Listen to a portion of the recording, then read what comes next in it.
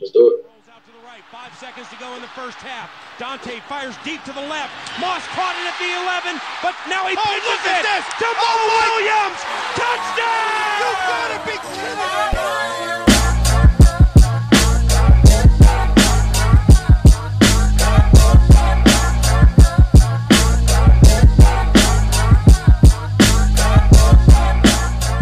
Welcome to another edition of the Climb in the Pocket podcast. I am your co-host for the night, JR, just filling in for Jason Brown, who's handling some fatherly duties and some business things right now, so he's unable to join us tonight.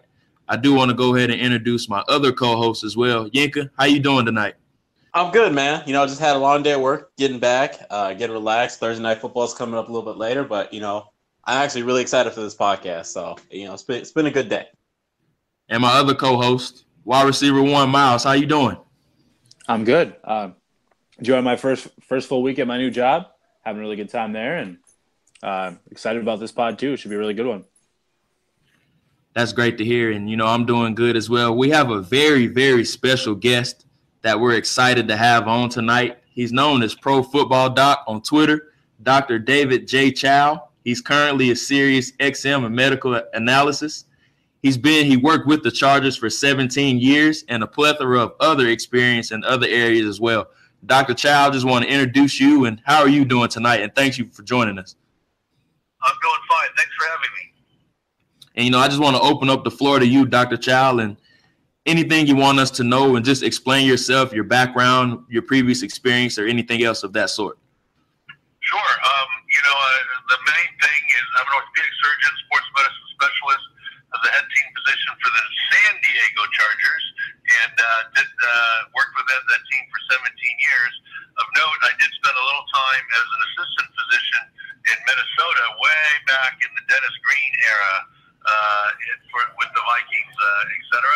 And just started doing stuff on Twitter and have enjoyed it, and it's grown. I call what I do the medical Mike Pereira. What Mike Pereira does for refereeing, I kind of do for medical. I try to translate what the injuries mean, and then I also do, some video analysis like Mike Pereira does. He says, is that or isn't that a touchdown? I try and say, is that or is that not? What kind of injury? Is it an ACL? Is it an MCL? And try to do that for video. It's not a game, but for 17 years when I was with the team, every Sunday, football game on the field, looking at them on the sidelines in the locker room, and then the day after on Monday, including an MRI. And then I would go upstairs to the video room with Brian Duddy and the guys, the video boys, and they would show me all the video clips of the injuries. And I kind of reverse engineered how some of them happened, and I think it's allowed me to be not 100%, 95% or so accurate in terms of looking at injuries. And this is a Vikings podcast, and don't hate me. During the game, as part of the San Diego Union Tribune, I did write an article indicating that unfortunately Dalvin Cook tore his ACL in a fairly classic mechanism. But that's kind of what I try and do, give fans a first look at sort of the injury side. And that's a perfect segue to the first injury that we want to talk about, which is Dalvin Cook, who was really our star rookie running back. He showed a lot of promise, and, he just took one wrong step, Doc, and he ended up tearing his ACL. Can you just shed some light on that injury and exactly what his timetable is for his return? Well, first of all, not all ACL injuries are the same. I mean, you're well aware of Teddy Bridgewater's injury being called an ACL and other structures. That clearly was a knee dislocation, so there were some pretty significant other structures. The question is, was it isolated or not? And there are some reports, I think Coach Zimmer said, that Dalvin Cook had some meniscus and cartilage damage. So that would imply meniscus, the pads in his knee, as well as the articular cartilage. So he's not isolated. That shouldn't detract from his ACL return in terms of 2018. Obviously, you guys are very familiar with Adrian Peterson's return that's sort of referred to all the time, where he got hurt late season and then had a great following year after 9 months of rehab. The advantage for Dalvin is that he's got more than 9 months of rehab. because he got hurt earlier in the season.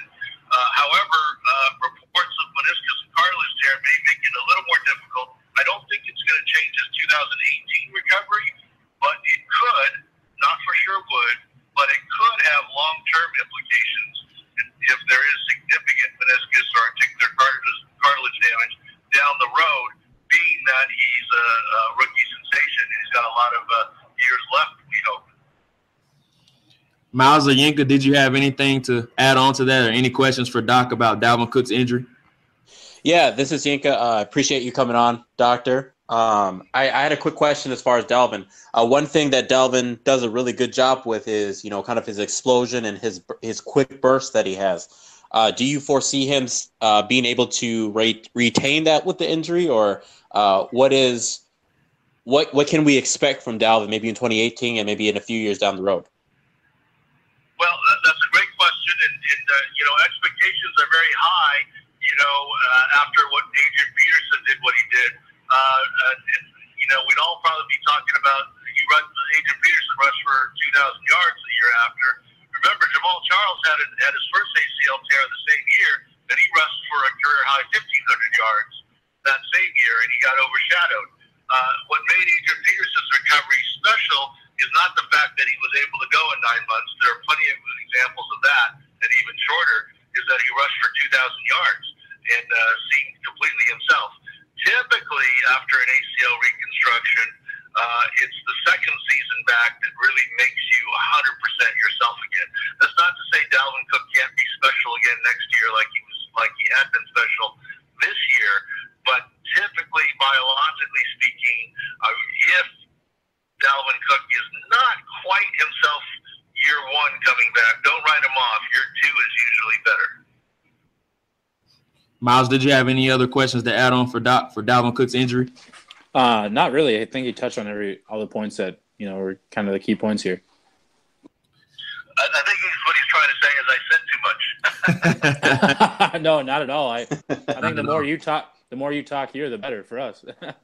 We really appreciate your input and for having you on once again, Doc. Now, on the subject of knee injuries, we've had some really bad luck here with our quarterbacks here recently. We talk about Sam Bradford, who suffered a bone bruise, and Teddy Bridgewater, who completely shattered his knee, to put in easy terms for us anyway. I know you can go more in detail about that, but there was a video released from practice of Sam Bradford today, and he talked about him not really stepping into his throws, and just explained to us exactly what's going on with this bone bruise and exactly what's expected of his recovery going forward.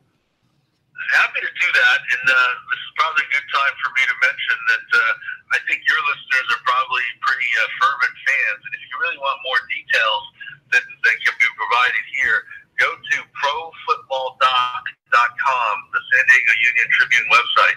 There's about 150 articles on there, and if Sam Bradford or Dalvin Cook are on the front page, there's a section where you can just click on quarterbacks or click on running backs and get the detail. I've written several articles about Sam Bradford and what a bone bruise means.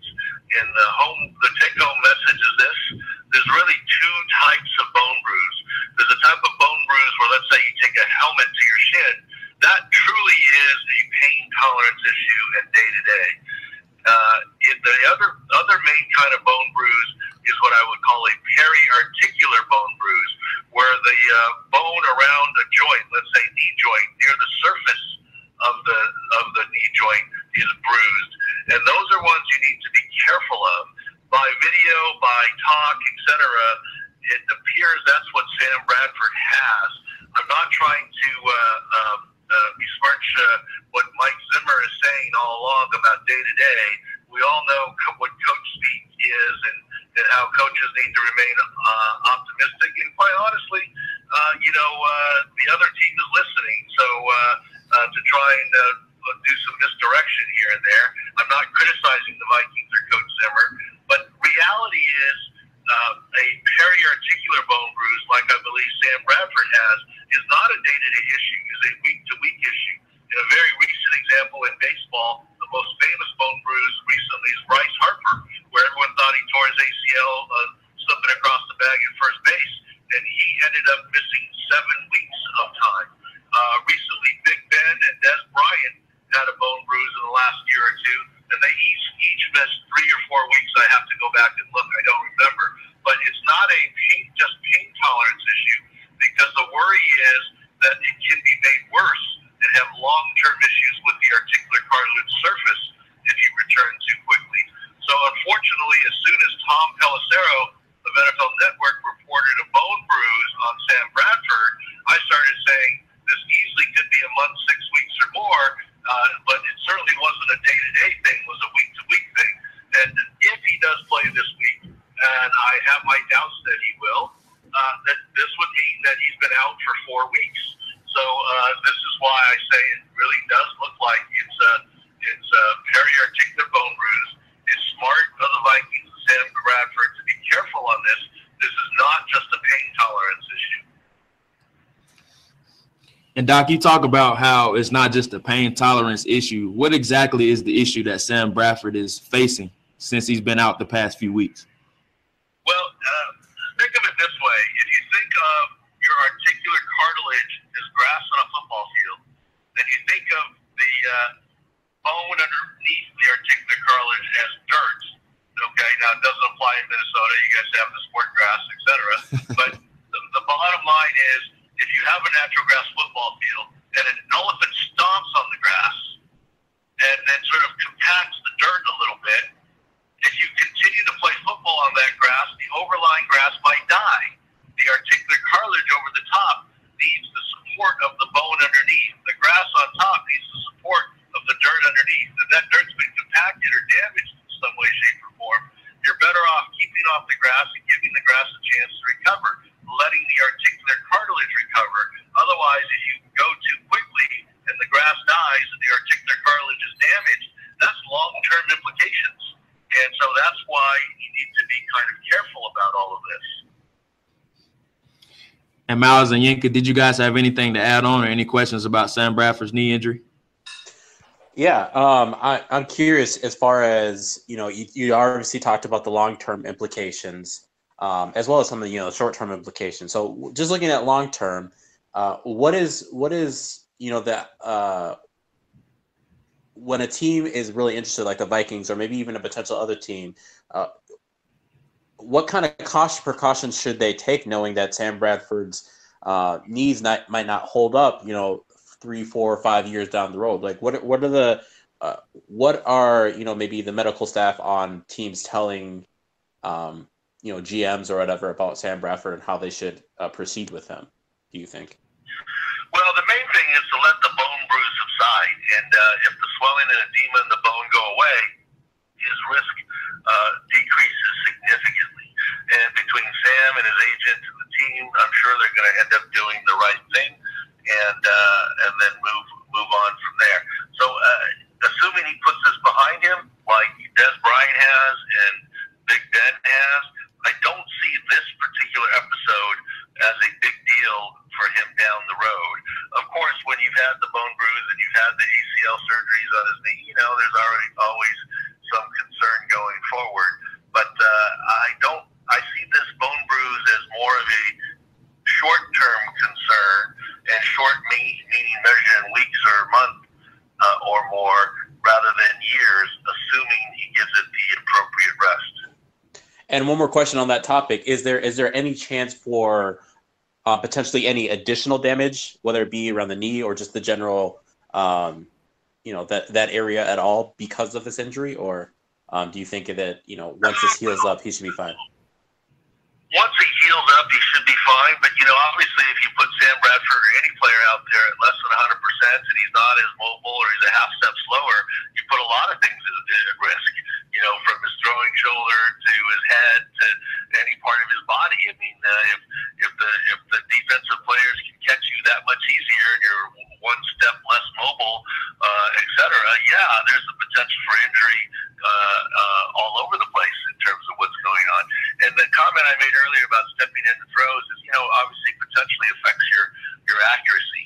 And if you're throwing more with your arm as opposed to stepping in and through a throw, it changes potentially your accuracy.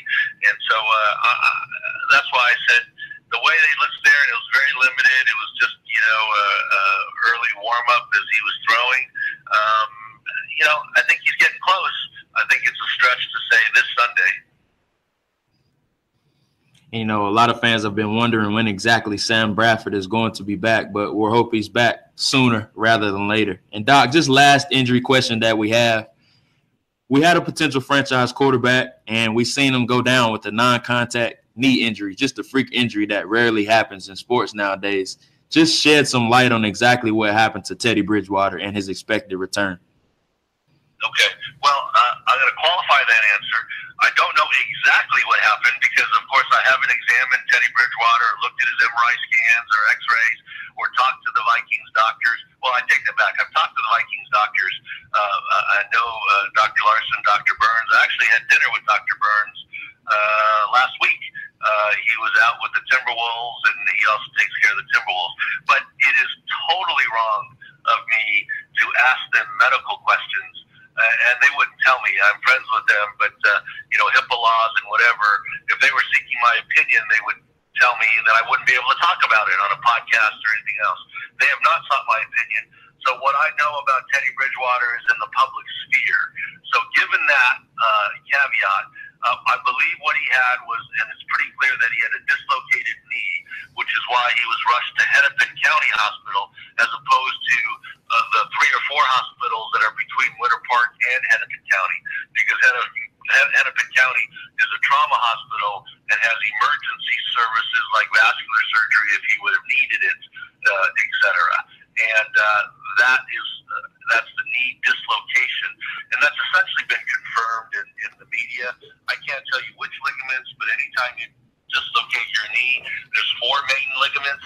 There's at least 2, if not 3, and sometimes 4 ligaments injured, which is why Teddy Bridgewater is right on pace for what I expected from the get-go. I thought it was a complete pipe dream to think that he's going to be ready to go week 1, and hopefully he's going to come off PUP soon. And just to answer the question before you asked, and some have asked on Twitter, no, I'm quite confident Sam Bradford will make it back well before Teddy Bridgewater does. And before we get you out of here, Doc, because I know your time is running short, there's a lot of games on tonight and people are going to be tweeting you a lot of videos. We just have to ask you, what was your favorite Chargers story from your time with the San Diego Chargers? Oh, boy. So many to mention. I'll tell you one of the favorite stories of many is I was actually on an airplane. We were I forget the year exactly. I want to say 2011 or 12. Someone can look it up. The Chargers started 4-8, and that's 3/4 of the way through the season. We were 4-8, and everyone thought we were done. And the Broncos were 8-4, and so we had to win 4, and Denver had to win 4, and we got to 6-8, and then we beat Tampa in Tampa Bay, and we're flying home on the plane. Maybe it was earlier than 2012, maybe 2009 or something, before internet was completely on airplanes, and we're watching and we're trying to figure out the Denver game, and when Denver lost to make them 8-7, and we were meeting Denver in San Diego for the final game of the season in a winner-take-all for the division. Yes, at the division, at the playoffs at 8-8. There was the loudest cheer I've ever heard, and guys happiest as ever when the Broncos lost that game in the last minute, and it put us back into contention with winning the division. And at that point on the plane, I knew it was a foregone conclusion that we would win. That's an awesome story. And, before we get out of here, Miles or Yinka, did you guys have any final questions for Doc? Yeah, I had 2 final questions. The first question that I had for you, Doc, first and foremost, we appreciate you taking the time out to be able to do this. The first question I would have for you is, there were a lot of reports that saying because of the severity of injury with Teddy Bridgewater's knee that, he could have potentially lost his leg. Can you just quickly just speak to, was that true, or is that just kind of an exaggeration, or how did you see it? JR, I didn't quite hear that whole question. If you could rephrase it or sum it up for me. Yeah, so basically all he asked was, there were reports surfacing that Teddy Bridgewater almost lost his leg. Just shed some light on that and exactly why people were thinking that.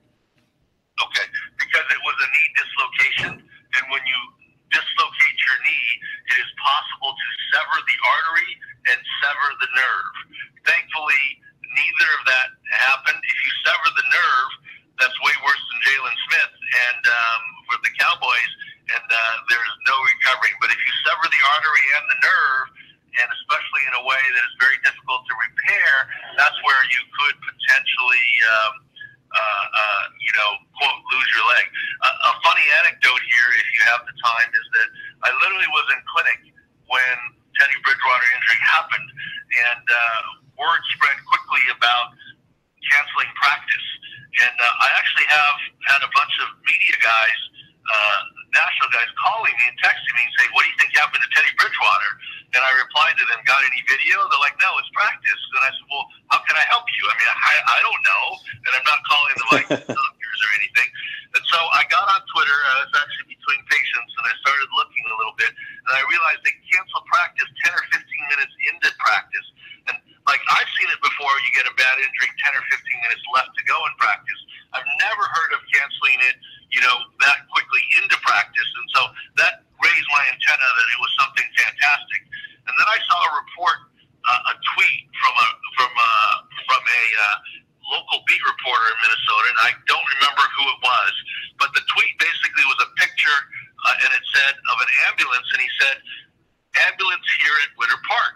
And my having spent time in Minnesota, in the Vikings, I know exactly where that is. And I looked at the picture, and on the side of the ambulance, it said Hennepin County Paramedic. And that's when I went, there's only two possibilities. Either it's a kneecap dislocation where it looked very grotesque, and doctors aren't always at every practice. They usually come at the end.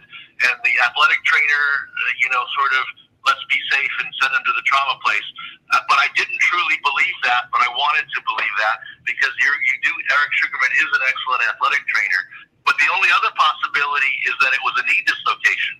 And why do I say that? That's not something you take to your local hospital.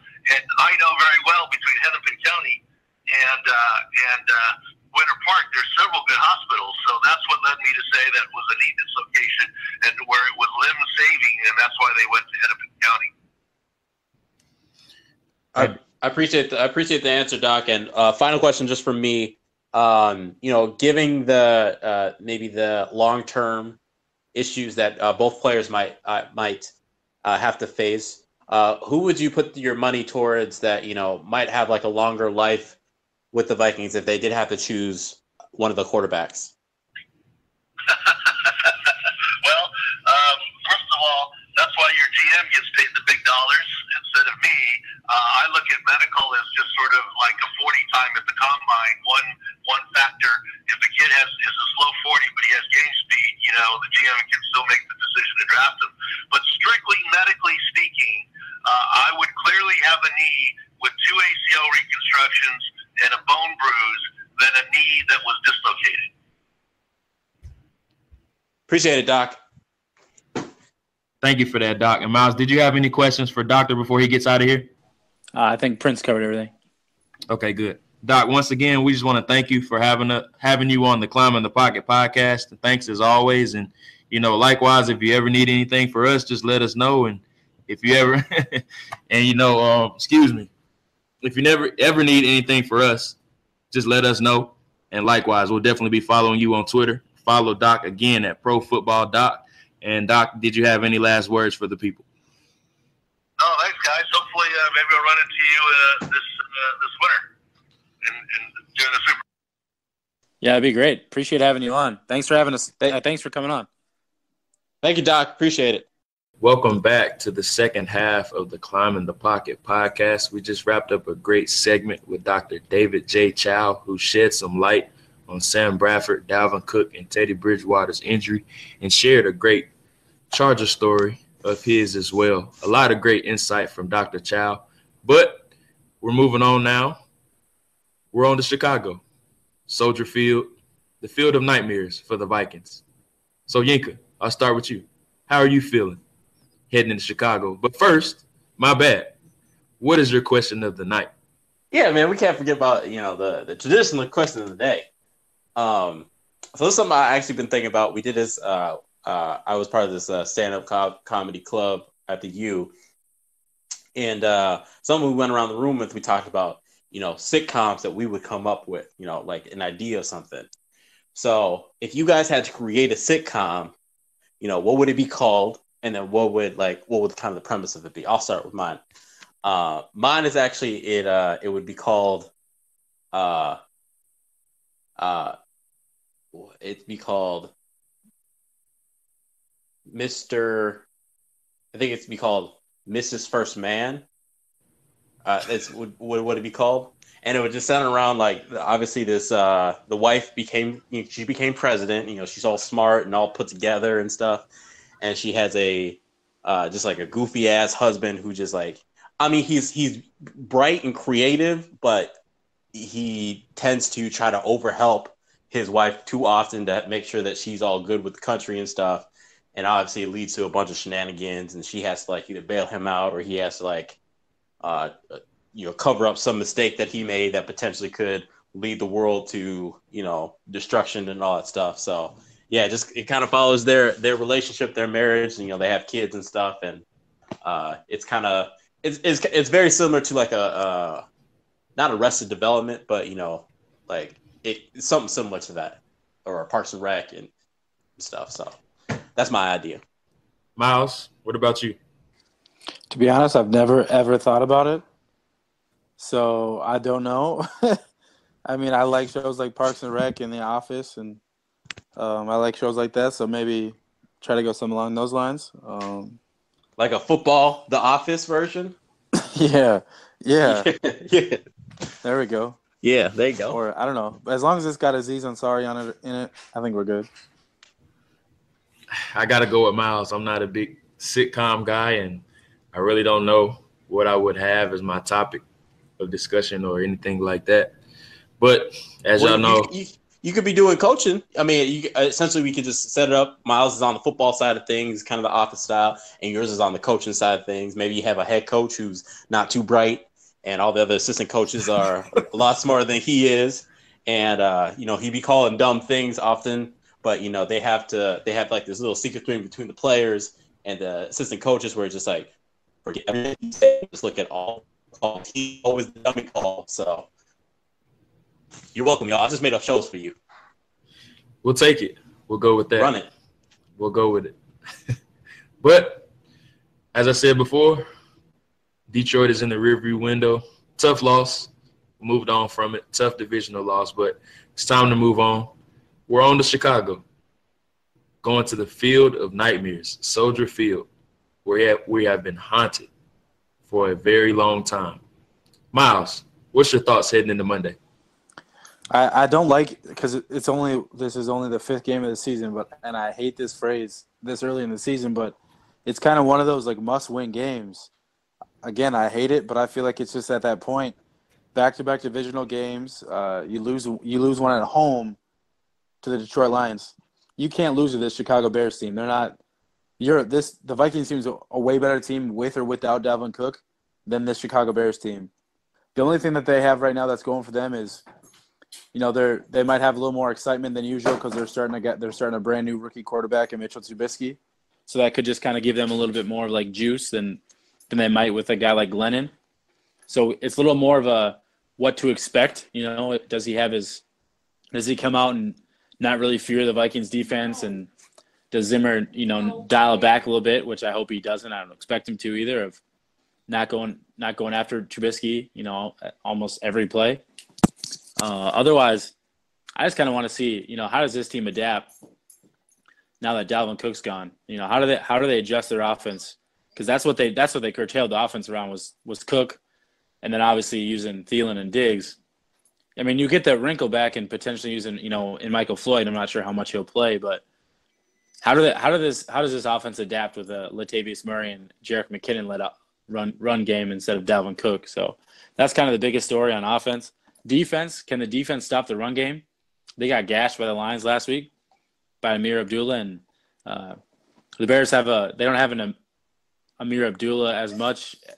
They have Tariq Cohen, who's more of the Darren Sproles type, but which is in a similar sense kind of Amir Abdullah. So curious to see how they counter him, and then what do they do against Jordan Howard. None of the receivers worry me. None of the The passing game doesn't worry me. It's the run game for the Bears. And I agree with a lot of things that you said, especially offensively. How does this team adapt now that Dalvin Cook is shelved for the year with that torn ACL? I really don't know what to expect out of the running game. Latavius Murray, he didn't look really healthy last week. Couldn't really cut or have any burst on that surgery-healed ankle. And Jerick McKinnon, we all know he's not an every down back.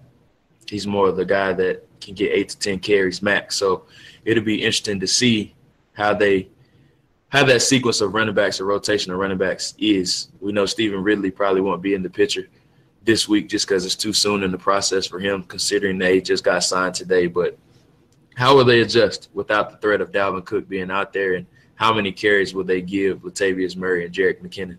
I'm expecting more of a vertical passing game just because I don't think the rushing attack will be the same or as good without Dalvin Cook now out of the picture, just because Murray's not a home run threat or McKinnon's not a home run threat to bust one in a split second like Dalvin was, and they just don't have the ability to consistently break tackles or make people miss in space like Dalvin was. But what we have shown this year is to have a consistent passing game. Diggs and Thielen have played out of their minds this year, and they've provided a great threat for Keenum and Bradford when he was in there.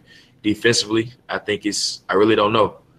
They haven't seen Trubisky on film besides the preseason, and we know teams keep it really vanilla during the preseason. They're not going to show all the concepts that they have installed for him, and who knows what concepts they have installed for Trubisky this week just to keep things easier on him. I don't know if Mike Zimmer is going to blitz a lot or if he's going to sit back and play coverage. I highly doubt that he does that. I think he does end up blitzing the young Trubisky a lot and mixing up the looks a lot. That's just my assessment on the game. Yinka, what's your thoughts heading into Soldier Field on Monday? I mean, Miles definitely pinpointed that it is a must-win game, but I think it's another thing. It's also a trap game. We saw it in the last couple of years, especially with Mike Zimmer, is there are some games where I feel like they're not that they're easy wins, because there's no easy wins in the National Football League, but games that should highly favor the Vikings. And I think Zimmer has a tendency to overthink, and when he overthinks things, he tends to get outcoached. We saw this in the game where we're facing Carson Wentz last year. We saw this in various situations where it was clear that Vikings had the better players. They have they should have more things going for them on all three phases, but for whatever reason, they fall victim to losing.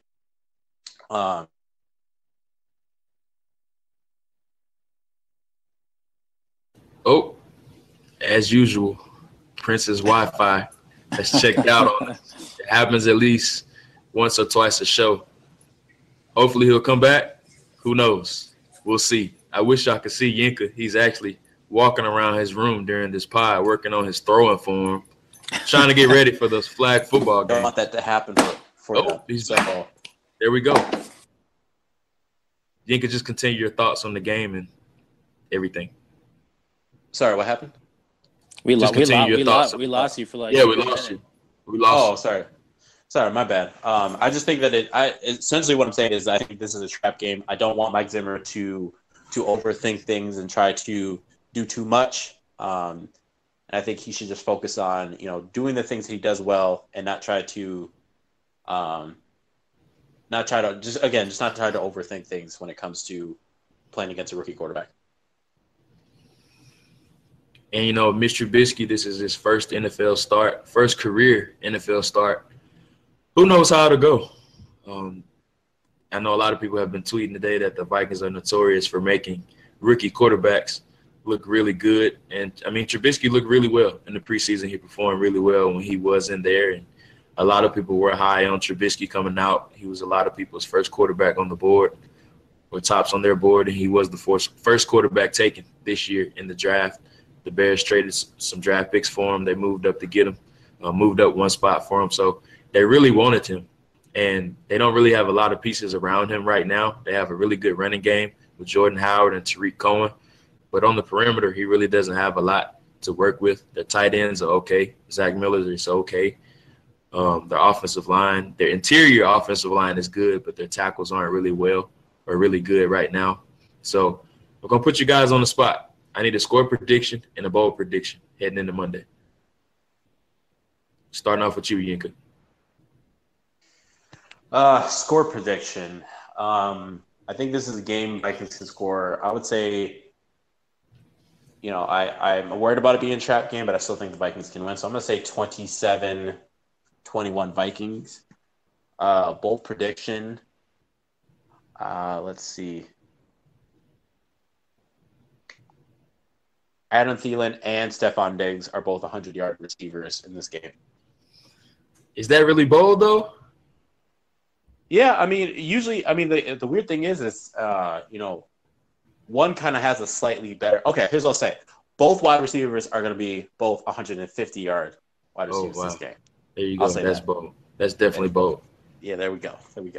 Miles, what about you? I'm gonna go. I don't think it's gonna be all that high scoring. I think it's gonna be 20-10 Vikings.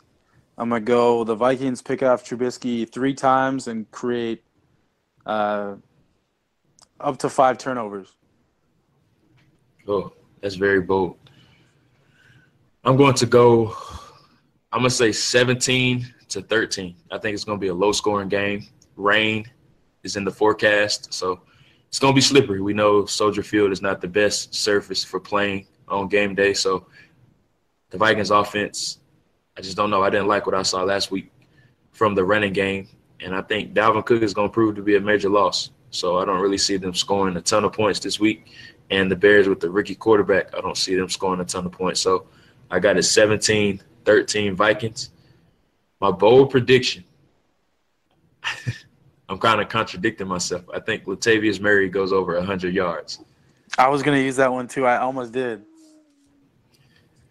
I think that's very, very bold on my part, considering I'm not a big Latavius Murray fan, just based off what I saw last week. But, we gave him $5 million a year in the offseason, signed a 3-year, $15 million contract. So he has a chance to prove his worth right now, and this is what he thought he was walking into now that Dalvin Cook is gone. And we signed him before even drafting Dalvin Cook. So this is what Latavius Murray wanted. This is the opportunity he wanted. Hopefully he'll seize the moment. So any upcoming projects from you guys that you want to plug or previous work that you've done? Starting off with you, Yinka. No, I think I might do a preview for the Bears game. And I might do a kind of just like a first quarter, what we look like. Just break down, some areas that we're working, some areas that need to improve. And that'll come on various sites that are right for. So, Miles, you got anything upcoming?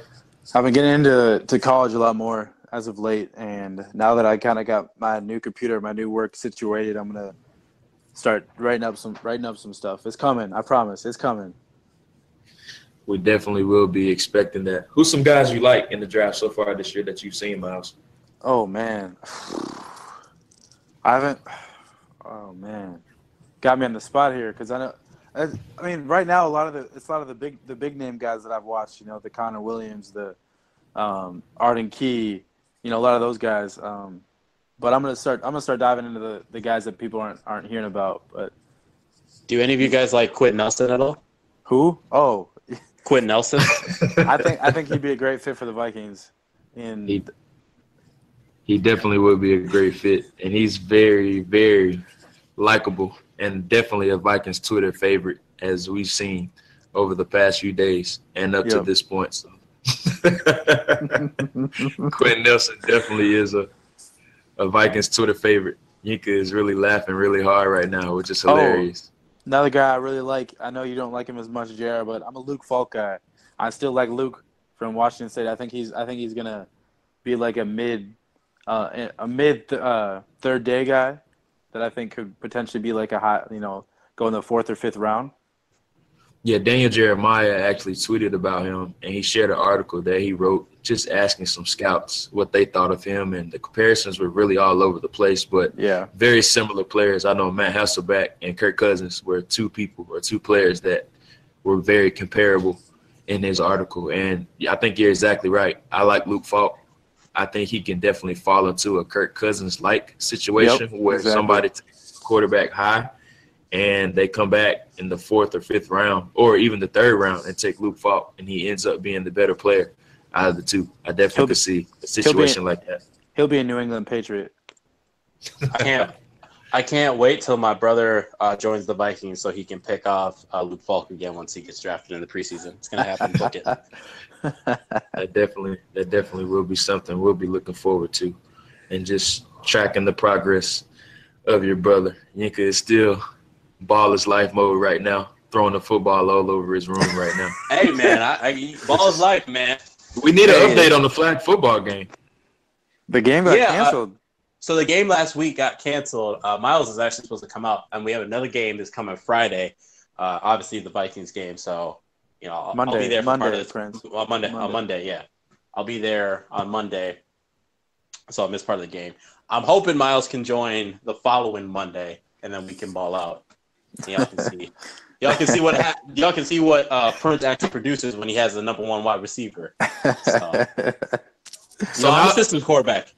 How's the install going? I know you were saying you were installing a couple plays this week. How's that going? I feel so bad for your teammates. Prince is at work, like, drawing up plays, like, hey, what do y'all think of this?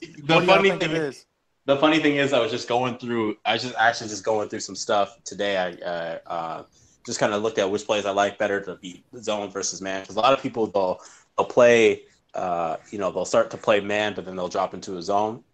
And I haven't quite got to install with them yet, but I'm definitely refining it so it's a lot easier for me to just relay it to them, and they can remember it really easy. So it's only 4 plays so far.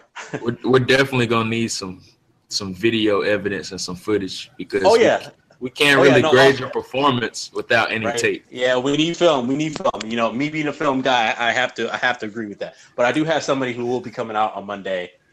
Take film for me, and then y'all. You gotta get that yards per attempt up, though, man. Come on.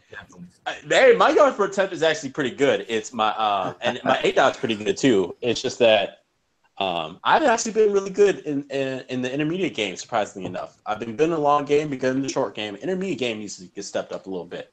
That's where my interceptions are coming from. So that's your favorite quarterback's, like, that's his bread and butter. It used to always be my bread and butter, but now I've been throwing the ball more accurate down the field, and then when no one can get open, I find my check down.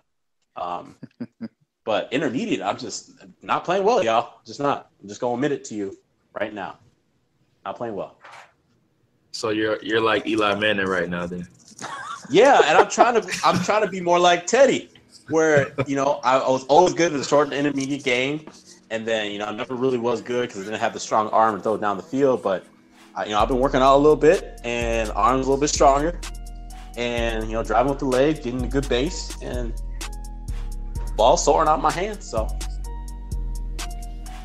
well, we'll definitely be looking forward to the film from the next flag football game. And we can only grade what you put on film, Prince. We haven't seen any clips so far, but we'll definitely be looking forward to that. On behalf of the whole Climbing the Pocket team, I'm JR, Miles, Yinka, signing out. Thank y'all for listening.